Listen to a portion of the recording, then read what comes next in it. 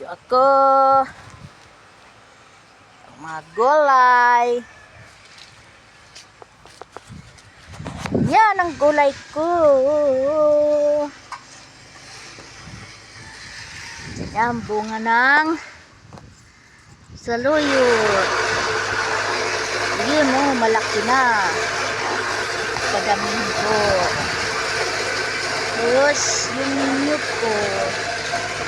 Yun, tinatago ko kasi marami kambing dito.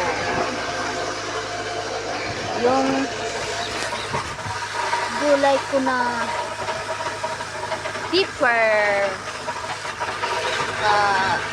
talong, kamatis, parang maraming sirang dahon. Yan mga tanim ko. Yun ang munting bukirin. Liit-liit yan. Ito yung sili ko. May bulaklak na, par konti pa lang. Ayaw lumaki. Kasi kulang sa vitamin. Yun ang ahos ko na anuhan ng kalabasa. Yun ang palaya. Ang palaya ko namumulaklak na.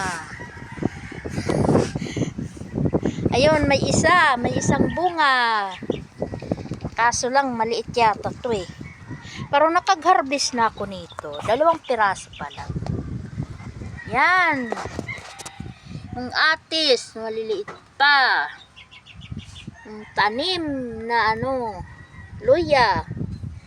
Puti pa lang.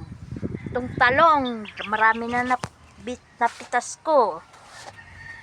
Tsaka itong okra. Yan, may bulaklak na, may bunga na. Yung papaya ko hindi lumalaki kasi kinakain ng kambing. Ayun. Yun. Alagbati ko hindi lumaki kasi naanuhan ng kalabasa. Ngayon, kitang-kita na sila. Yan. Dito, nakapaso lang lahat yan. Yung kamalunggay ko ayaw tumubo. Kasi naanuhan palagi ng tubig. Ayaw yata ng tubig eh. Malakas kasi tubig dito sa amin. Yan. Yun, nagpaano na ako. Nagpasidling na ako. May sidling na ako. Yun. Yung gulay na balitong. Yun? Yun, ang taba ng alagbati ko.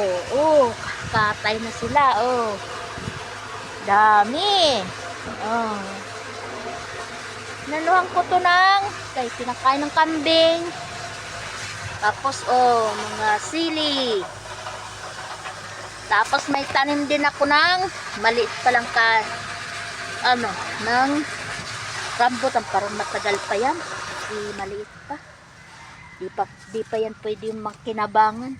Pero alagaan ko pa rin. Di lang ako magsasawa sa pag-aalaga. Kasi ito yung sidling ko ng talong, maliit lang. Kaso, parang sira yata. Luwang ko. Kasi hindi ako marunong paano gawa ng pampatay ng mga insekto. Yun lang. Yun lang pinagkakaabalahan ko sa buhay. Ito. Unti-unti. Dadami din yan.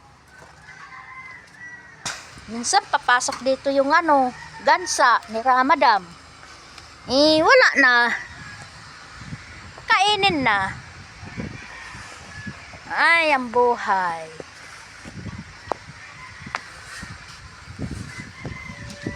Yung ko, yun, yung liliit na kapaya. Ayaw ko kung malaki niyan. Pero nakikinabangan ko na rin to kahit ganito lang kaliit. At gulayan ko na. Basta may tiyaga, may linaga, di ba?